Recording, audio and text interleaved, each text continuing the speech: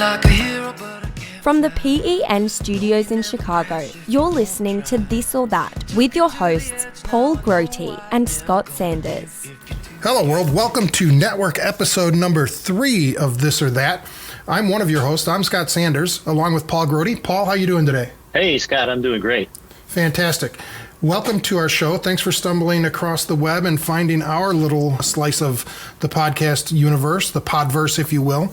This or That is a formatted show that Paul and I each take a different side of a debate and hope to win you, the listener, over to our perspective on something. So far, our network episodes, we've done Goodfellas versus The Godfather. And then we did the recent legislation in college sports around the name, image, and likeness, or NIL argument, where college athletes can now advertise. They can now represent brands. They can now take big 7-figure checks. And we debated that during our most recent episode. So today we will change directions, as we will each week, into something different and unusual and obscure. And so this week we are going to debate Dunkin Donuts versus Starbucks, your morning cup of joe. We're going to debate the merits of that. Paul will take the side of Starbucks, the corporate sellout that he is, and I will, though we're both Midwestern, I will defend... Whoa, you're already starting. Yeah, exactly. I will defend my East Coast brethren and defend Dunkin Donuts and persuade you that when you have a choice of turning left or turning right at the stoplight, you turn towards the double D's, Dunkin Donuts. So we've got some criteria for each episode so we can help frame the debate. And as it relates to Dunkin versus Starbucks, we're going to frame things first around drink quality. That's first and foremost, as it should be. Then we'll talk about food quality, the quality of the offerings from each of these two chains, then the diversity or menu selection from each of the chains, and then some other topics. What's their company strategy and what's their overall impact on culture? So drink quality, food quality, menu selection, company strategy, and impact on culture.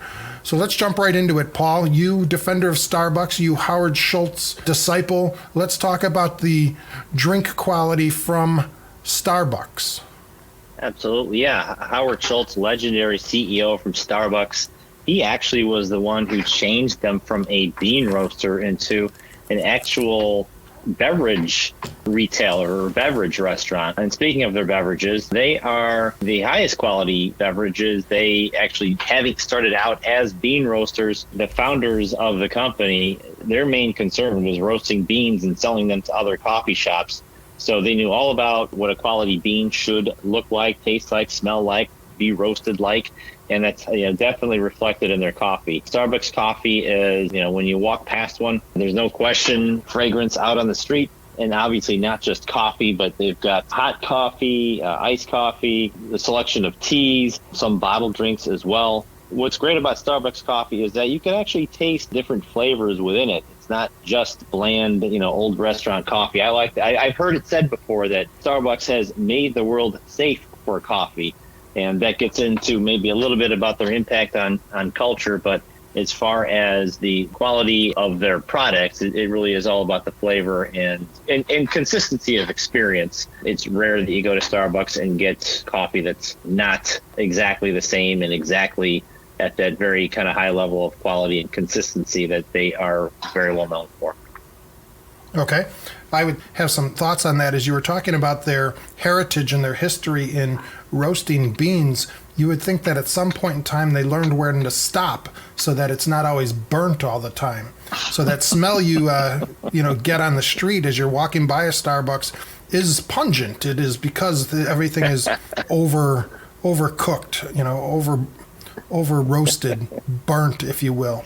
And that's why I like the fact that we're starting here with the drink quality and taking the side of Dunkin Donuts.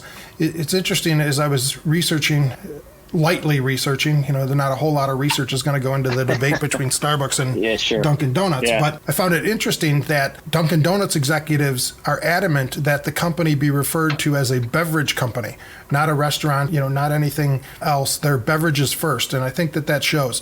The quality of the Dunkin coffee is outstanding. The cream that goes with it is outstanding. You mentioned consistency as it relates to Starbucks, and I responded that, it's consistent. It's consistently burnt. I think the coffee experience at Dunkin is consistently pleasant. Now, they may not have the breadth of flavors, and we're almost already to pumpkin spice latte time, but Dunkin' is catching up rapidly with some of that diversity on their drink menu as well to make sure that they have things that other chains such as Starbucks have available. One of the things that Starbucks is famous for is their complicated orders. You can have any kind of order. Dunkin' can do the same. It's just off the menu. You just ask them for this or that in there. I read that they have 11 different flavorings, and unlike Starbucks, they don't charge you for them. Another thing as it relates to drink and drink quality is that it's a little bit cheaper at Dunkin' Donuts, about 30 cents a cup cheaper. And you say, well, no big deal, and you're going to tip the change anyway. But if you start to think about 250 days a year that you're going to that store, well, then that 30 cents is going to add up to $75 over the course of a year. So those little bit of differences price-wise do add up. But even apples to apples price-wise, the drink quality at Dunkin' is far superior to that you'd find with the Green Lady. Well, it's funny you should talk about Dunkin' wanting to be referred to as or thought of as a drink company, and that's because they're taking the name donut out of their name. I think that's rather amusing in today's kind of like hyper health conscious, almost to the point of like you can't admit that you've had donuts for breakfast. They kind of have this original sin hanging there on their corporate name. So they're known just as Dunkin' anymore. Like they're a little bit ashamed of who they really are. I love donuts. I mean, they should just continue to be Dunkin' Donuts. Yeah. Dunkin' Donut. Yeah, own it. Yeah, you're definitely right about that. And it is sort of this original sin that hangs over them that you can imagine, whatever it was, 30 years ago, you brought donuts to a meeting or something like that. And now you would never just walk in with, hey, here's a box of sugar. Have at it, kids. Yeah, you do. And I do that sometimes. And it's funny because I'll bring in the donuts and I'm like, eat. And if you bring in 24 donuts these days, you're likely to still find a good 8 or 9 of them sitting in the kitchen at the end of the day in whatever office you're working in. Yeah, they look at you like you're an axe murderer. What are you trying to do? Kill me here? But we're not into food quality yet. Yeah. We're still talking about the beverages. So. Yeah, still talking about drinks. Yeah.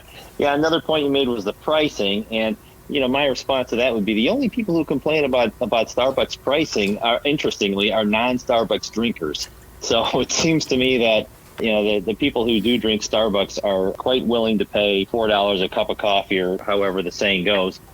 Starbucks definitely more expensive, no doubt about it. They figured out a way to charge $4 and $5 and $6 for a cup of coffee, but I don't know that it's any more expensive for those off-menu combinations that people are allowed to order. Yeah, it's not like, hey, if you want that shot of flavoring in there, it's an extra 15 cents.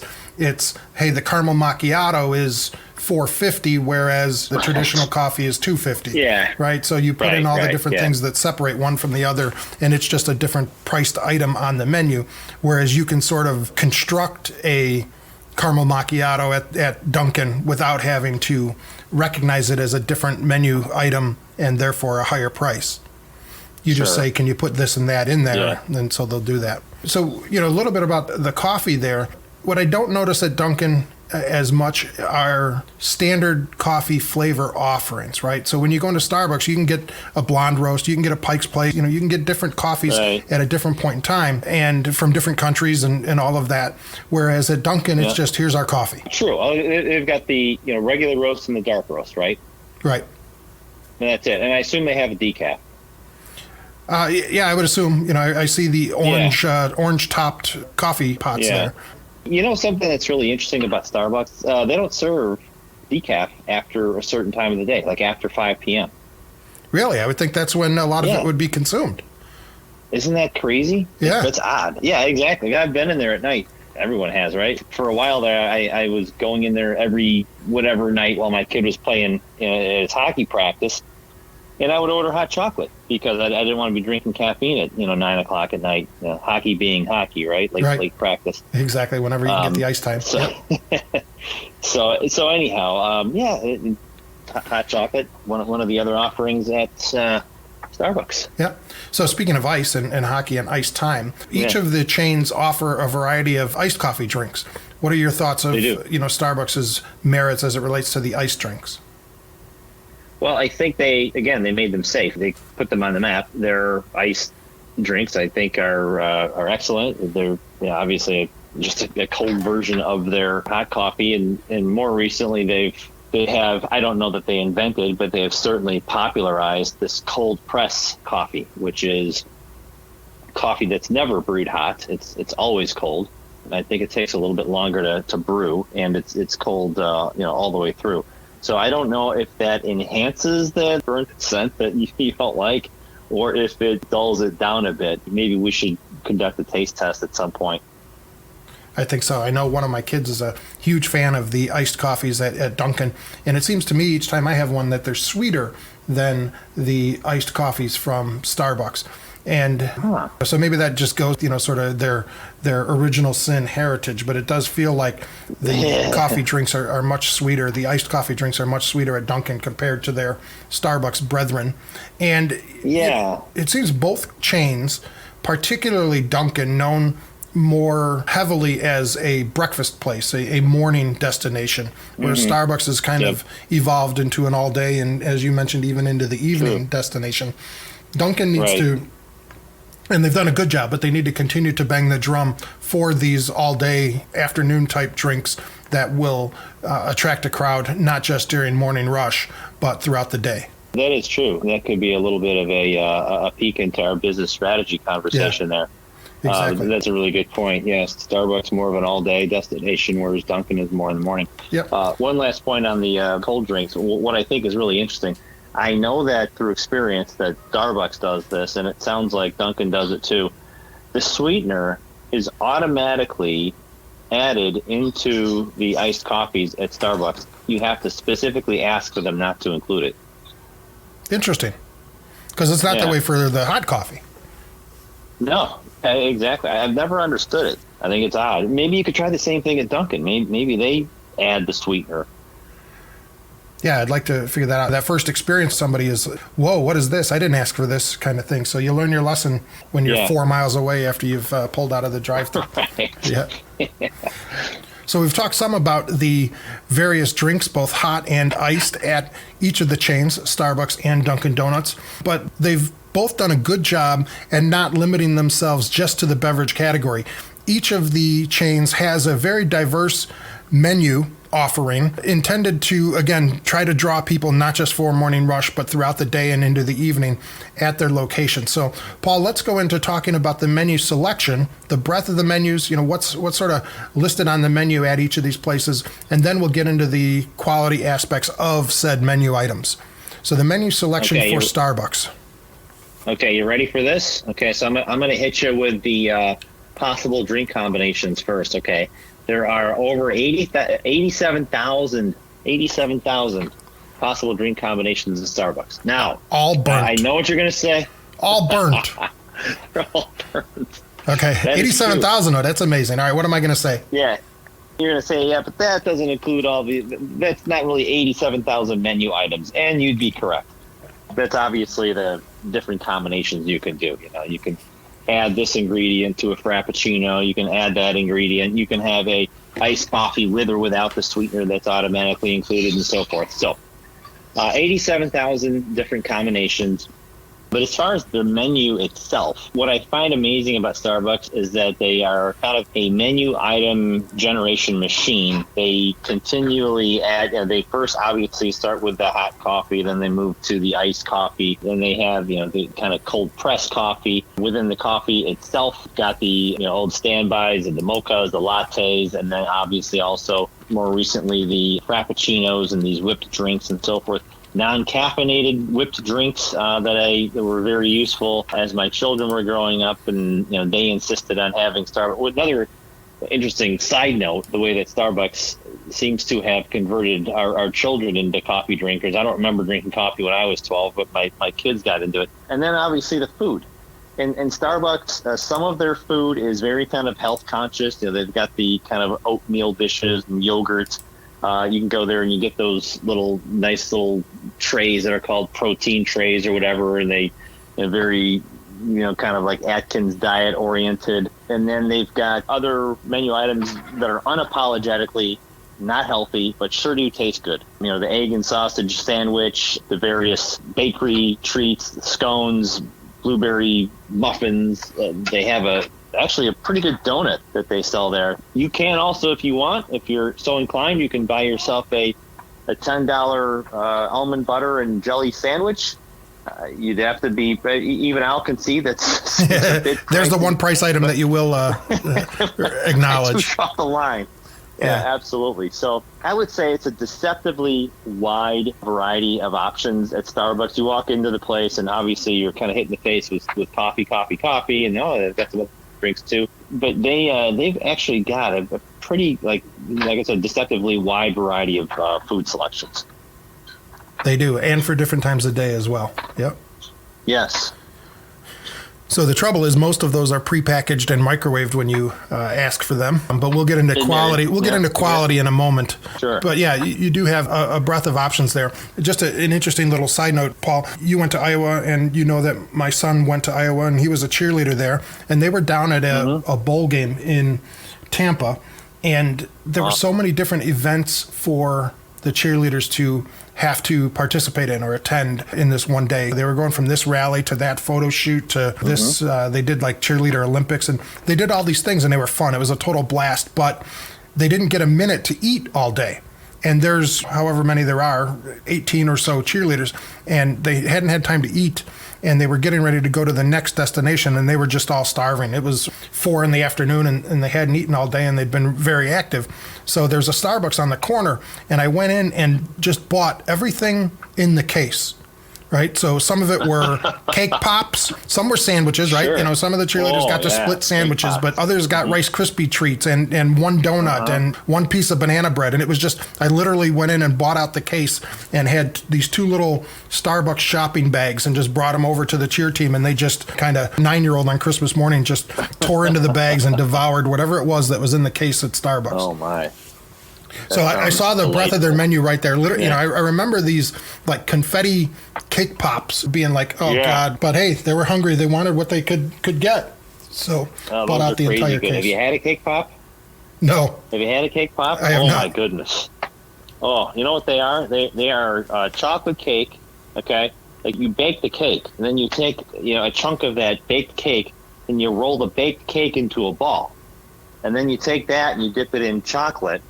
And I think that's the end of it. There might have been another stuff in there too, but it's basically super concentrated cake with a whatever kind of candy shell or frosting shell around it. Ridiculously good. So I haven't had any, but I have seen them made. The other kid is a Googler, and with the pandemic in the past year, working remotely for team building, and this was bizarre. They shipped everyone on his team. They shipped them a do-it-yourself cake pop kit. And they all had a Google Meet or Zoom call, whatever Google's version of it is, and made the cake pops with each other, as sort of a virtual team building exercise. So I've seen them made. They're disgusting looking to watch being made, and they're disgusting looking when they're finished. But I'm sure they taste great. They taste pretty darn good. Yeah, I mentioned that Starbucks has a breadth of menu intended to draw people in throughout the day.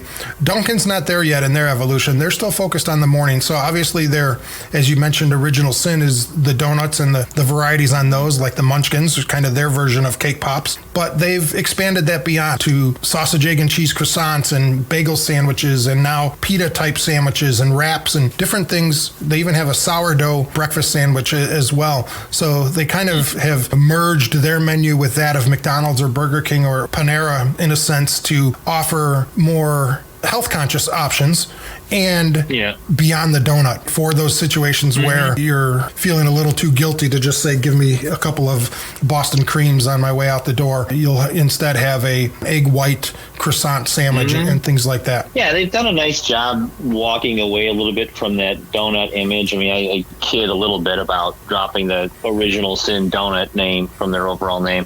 But, with good reason. I mean, the culture today wants us to at least portray a more healthy image, and a vegan ham and cheese croissant might not be any much more healthy than a donut, but it probably has a better perception. Certainly. So back to the kind of conference room breakfast. If I bring in a box of 10 individually wrapped sandwiches next to a box of donuts, I can almost guarantee the sandwiches will be eaten before the donuts. It's a perception thing. Sure. And then, and then to your point, they've also kind of moved into they've got a couple of actual more healthy type options. So I think they're battling against their brand a little bit there. And I think Starbucks probably benefits from the opposite. Like, people have this perception of Starbucks like it's clean and it's healthy, hang out with the right crowd sort of thing. In reality, as I kind of went through earlier, cake pops, for crying out loud. There's nothing healthy about a cake pop. They have plenty of other unhealthy options. But if people if somebody is feeling health conscious, they'll probably go to Starbucks before they'll go to Dunkin Donuts. But Dunkin Donuts, nonetheless, is making some steps there. They are, absolutely. But it still is limited to breakfast, essentially. They haven't gotten... Sure. Well, you can have, a sausage, egg, and cheese bagel for lunch. It's still a breakfast food. So they haven't expanded towards later in the day food items, whereas they have as it relates to drink items. Yep. Right. Absolutely. Yeah, so I think just in terms of menu selection, even though I've got the Dunkin' side, I think I've got to go with what Starbucks has been able to achieve. And a lot of that to me just is that they just test more. Constantly something new on the menu at Starbucks or in the display case at Starbucks. All the time. Mm-hmm. It's something new, something different, and even some of your favorites will be gone because they've now moved on to other things. Yeah, absolutely. They do. There's a kind of a startling amount of new items that come in. It's amazing how quickly, really, speaking of new things, there's a trend going around right now, almond milk and oat milk. Almond milk is almost passé now because oat milk is the new thing. And Starbucks, they immediately had oat milk at all of their restaurants. And now I know Dunkin' does too. To your point about kind of the always pushing new things, Starbucks probably had oat milk in their Northern California locations, 6 years ago or something like that. Yeah, I wonder that because of Starbucks' footprint. So Dunkin' is number one in probably about 15 or 18 states, all of New England area and along the East Coast to the south, the mid-Atlantic states, all the way to like Ohio or so, maybe Indiana as well. But then from that point westward, the rest of the country, Starbucks is more prevalent. And so I just wonder what goes into rolling out a new menu item, whether it is, like you mentioned, is it tested in 1 or 2 states and then expands eastward, such as the oat milk? Or is it, hey, we've done our focus groups and such, and now when we roll out something, we roll it out everywhere because that's what the consumer expects? Yeah, it's a really good question. I think we both have some follow-up homework assignments here. Yeah. Well, mine will start with just sampling some of the cold options from each of the chains. I like that thought. Yep. Go consume. All right. So we've talked about drink quality and we've talked about the menu selection. This is a good time for us to take our first break, and then we'll dissect that menu a little bit, talking about the quality itself of the items on the menu at both Starbucks and Dunkin' Donuts. So please do get in touch with the show. Our listener hotline is 833-PODSNET.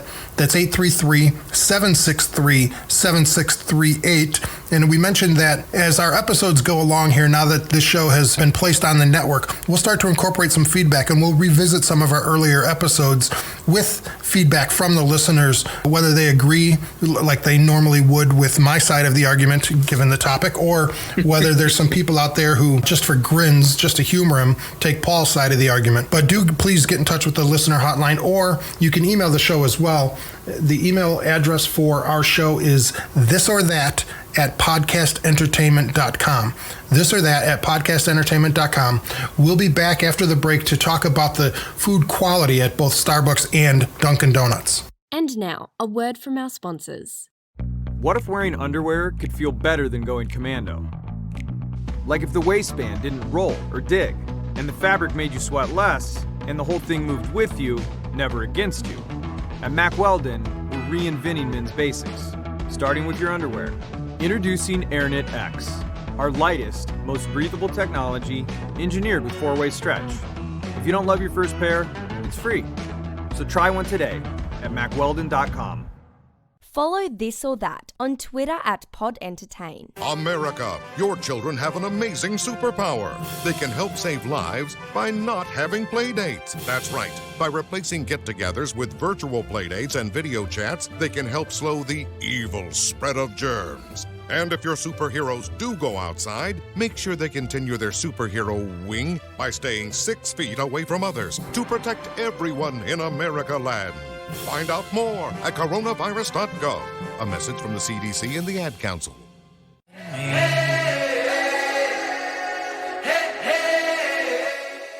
And now, back to This or That on the Podcast Entertainment Network.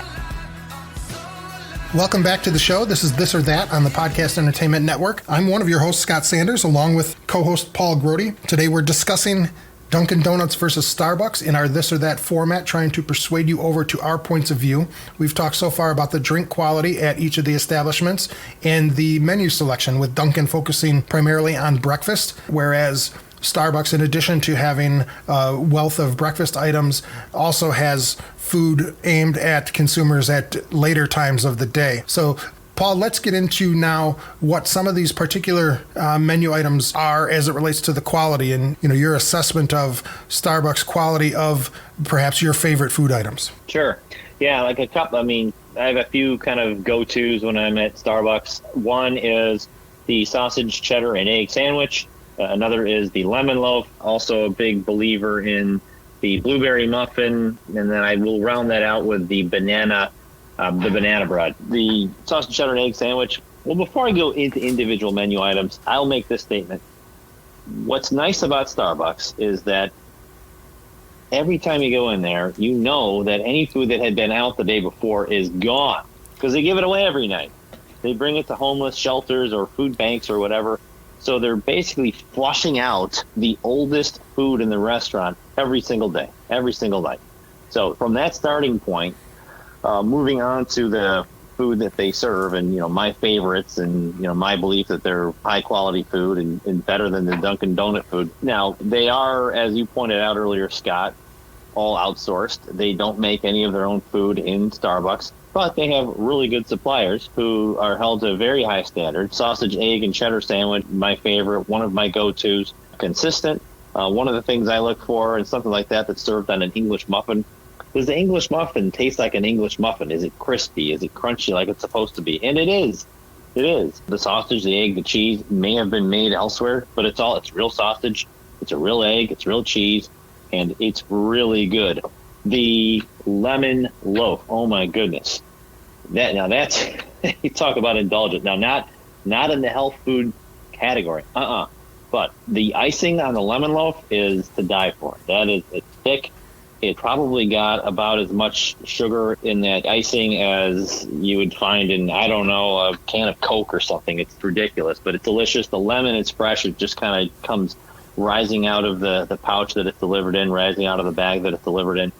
And then the other items are equally as good to me. Consistency, it's kind of like greasy food that's not greasy to me when we're talking about the sandwiches and when we're talking about the baked goods. They don't taste to me like they are from a QSR or fast food style restaurant. They taste like they are, I'm not going to say they're as good as if you went to kind of a mom and pop style bakery, but they're more in that direction than they taste like they're from a fast food or quick service restaurant. It's interesting that you take the sausage, egg, and cheese sandwich as your go-to. That is one of the only things that I ever buy at Starbucks food-wise, but buy it regularly, probably once a week. And the reason is that I tend to have breakfast at 1 p.m. You can't get breakfast food at most other places at that time of day. So you can go to Starbucks, get a cup of coffee, and still get a breakfast sandwich. But of all the things in Starbucks, and over time I think I've had most of them, it's just the sausage, egg, and cheese sandwich is the go-to. It's probably the lowest quality. It's prepackaged and it's just microwaved there. And while it may be fresh and not given away with the other baked goods the day before, it certainly wasn't made that morning. And so the quality of Starbucks' menu is lacking as it relates to the things that at least I get. Now, I do like the breads, the sliced breads. You mentioned the lemon loaf. Lemon loaf. Yep. The banana bread is fantastic. The other bread items are really good. But that sausage, egg, and cheese sandwich is poor.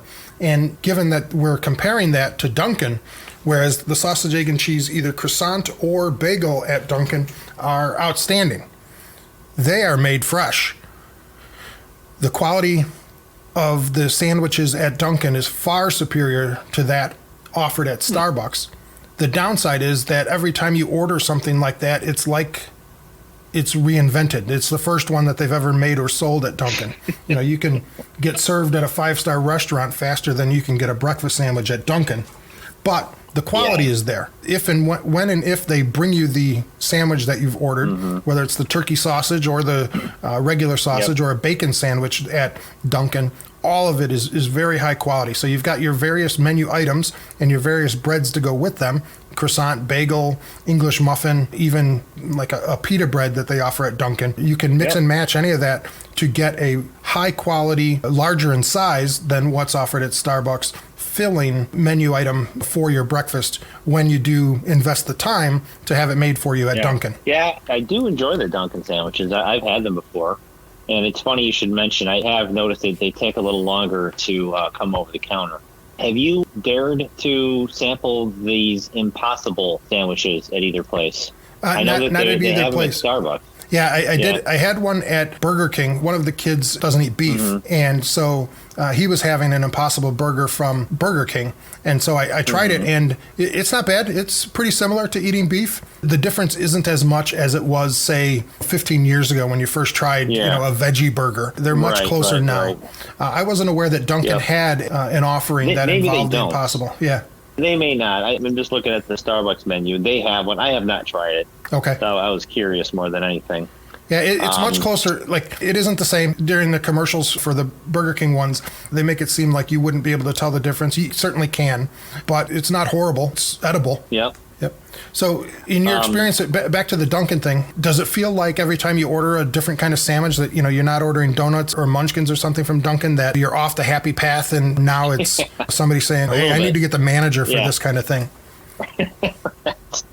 Kind of. Yeah. I mean, they do donuts really well. That sounds trite to say, but hey, you know what? That's what they're great at, and nobody's going to knock them off on donuts. But yeah, I mean, it's nice that they have these sandwiches, as we talked about. They're getting a little bit away from their name and their original name. Yeah. But they've got a little bit of work to do as far as how they serve them. Yep. We're talking about food quality. So the quality of the donuts at Dunkin' is pretty consistent. I think a lot of people have recognized that the size has changed through the years, that the donuts now are much smaller, and maybe they're not as fresh all the time as they were years ago. Yeah. As they've expanded locations, it's gotten harder from a distribution perspective to make sure that everything is staying fresh.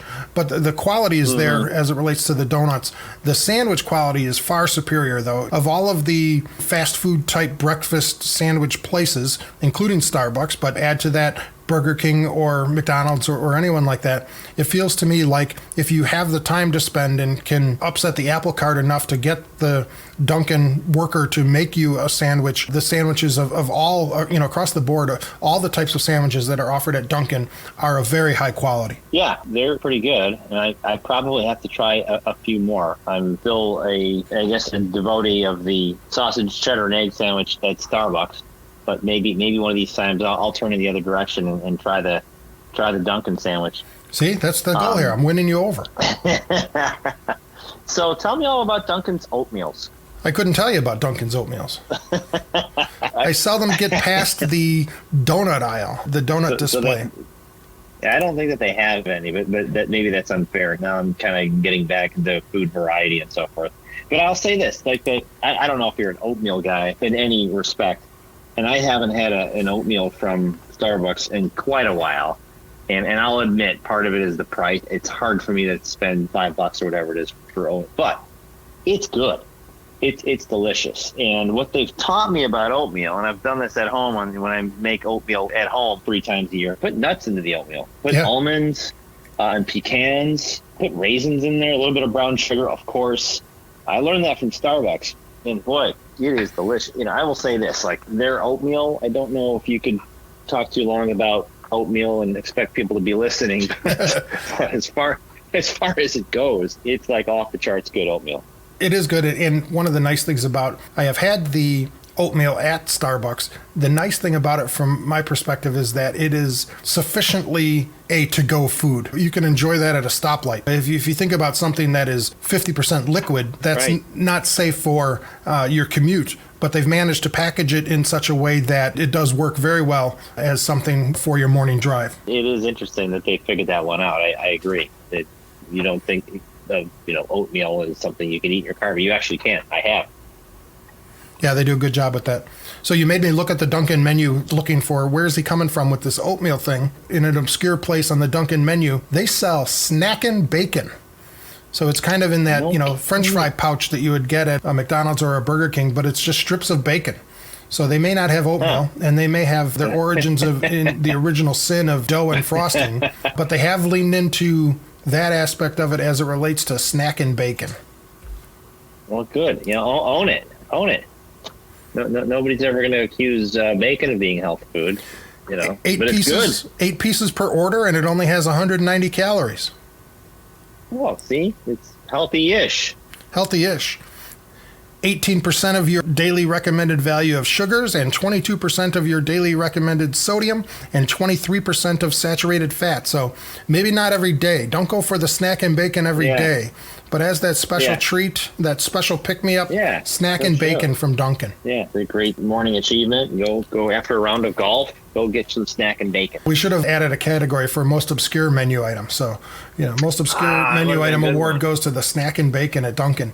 If you thought that the breakfast croissant was off the happy path, imagine having to order snack and bacon. Yes, I'd like three orders of snack and bacon, please.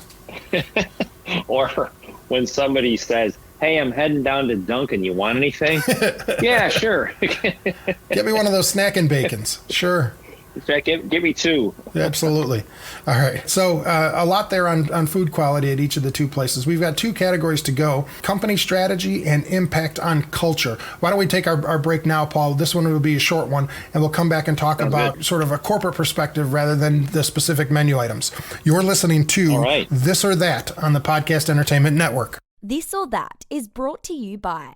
Here's a thought. What if all the most essential pieces of your wardrobe, like your underwear, socks, and t-shirts, actually fit?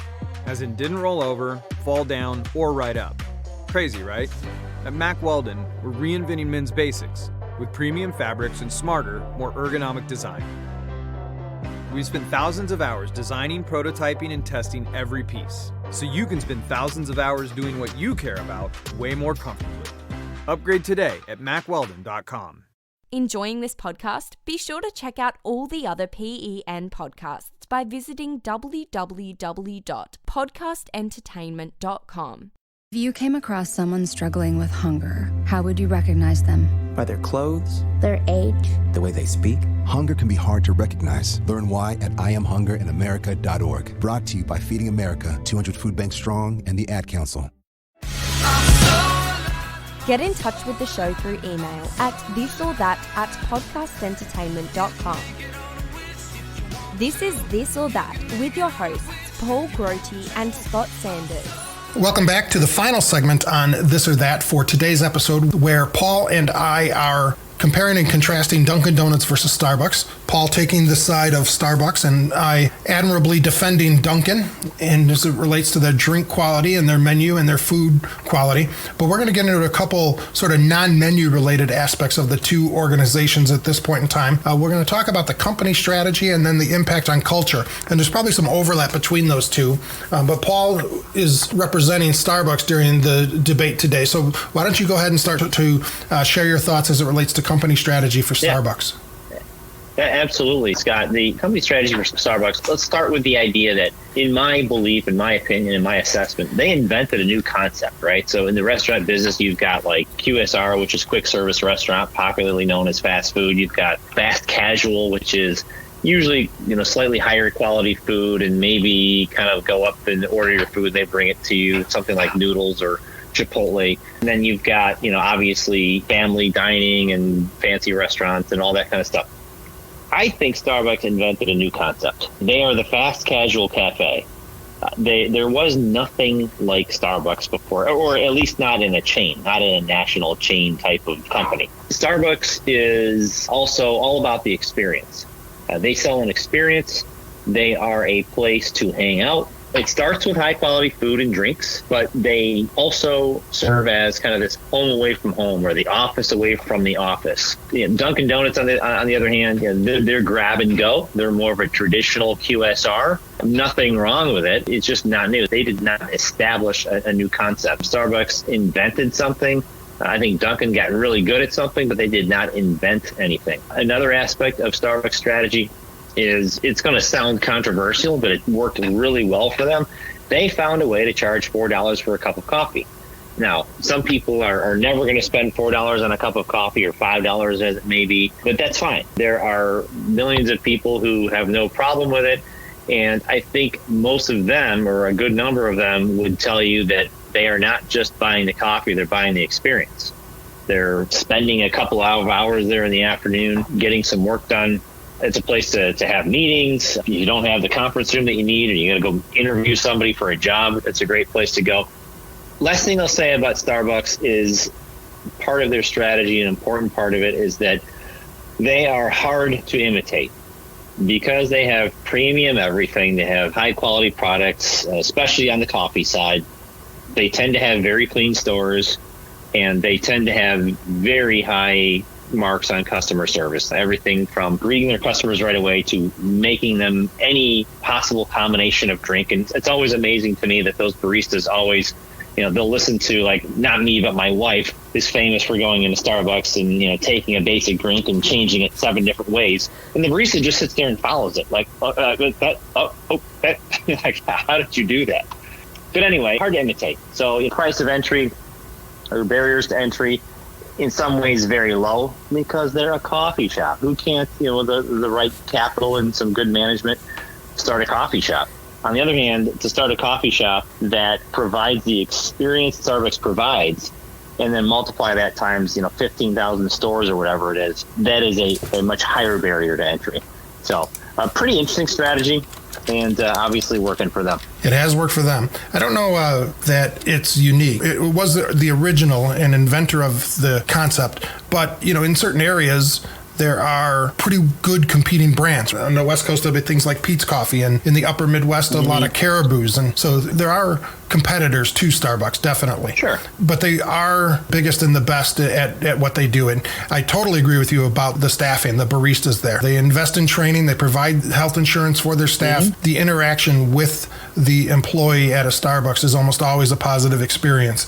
So, right. I will give them that. I think, though, that they have, from a company strategy perspective, they have some sort of risks or warning signs out there that because of their scale and their prominence and their affluence and all of those things that make them successful, they also become a target for certain things, like the environmental cause du jour, whether it's plastic straws, for example, is one thing that comes to mind. That anything Starbucks does, because of their scale, is impactful. So one straw isn't going to ruin the oceans, but 1 million a day will, and that kind of thing. They have some risks from a company strategy perspective as it relates to their market leadership position. Making some of this up, but it used to be that things were double cupped all the time there, and that was deemed wasteful. And so then you got the sleeve. Let's say the sleeve has some issue with it. I remember the napkins used to be a different color, but bleaching napkins in production is wasteful. And so now the napkins are non-bleached, and they've recently gone away from the straws to the sippy cup type approach. And all of that just kind of leads from a strategy perspective to this element of risk that sits there from a future perspective for the organization. And so something to keep in mind as it relates to that. The heading is company strategy. One of the things as it relates to Dunkin is sort of this idea that, hey, who do we want to be? Starbucks is consciously working very hard to be an all-day, into the evening type destination. So you have the physical plant, the facilities costs for any type of store, restaurant, building, warehouse, whatever it is. So you start to think, well, how can I make most use of that? That's a fixed cost whether we're open or closed. And so Starbucks has worked hard to expand their number of hours of relevancy in the day, whereas Dunkin hasn't done as good of a job of that. And you can see the conflict, right? You can picture the internal board meetings that say, hey, what could we turn that donut rack into in the afternoons, or different things like that, and somebody pushing back saying, look, we're Dunkin' for a reason. People want us for our breakfast items. Let's not sacrifice that for the purpose of coming up with some shtick, some alternate use of our facility in the afternoon. And so they've done some things that feel like they've done it in a restrained or constrained way, where they don't embrace it, they don't go full on running into addressing the issue. So you've seen some Dunkin Donuts that are combined with Baskin Robbins. Ice cream is not a morning food, except in the state of Iowa, where it's an all day. One of the basic food groups in Iowa is ice cream. They've repurposed the Dunkin as a Baskin Robbins in the afternoons and in the evenings. And maybe that's a good use of time and resources from Dunkin's perspective, rather than say, hey, we're Dunkin and we're ice cream and donuts and chili or something else, right, to get a midday rush. They've said we're just going to accept who we are and be true to ourselves and be a breakfast place with these sort of one-off like Baskin Robbins type activities.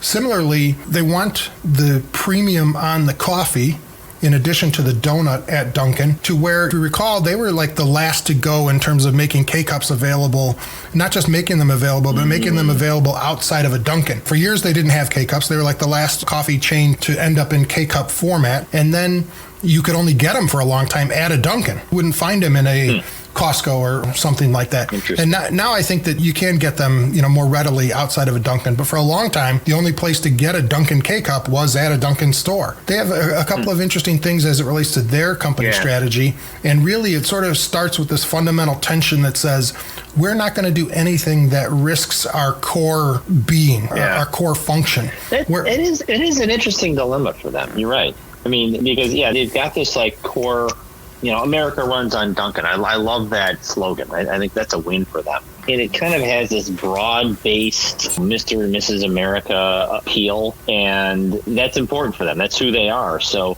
but on the other hand, as you point out, they've got this problem or this challenge where, after, 9:30, 10 o'clock in the morning, the place is not empty. They're going to have, foot traffic all day, but relatively quiet, right? I'm not even aware that kids go to Dunkin' to study. It's not a place you hang out. It's a very interesting strategic challenge for the management at Dunkin'.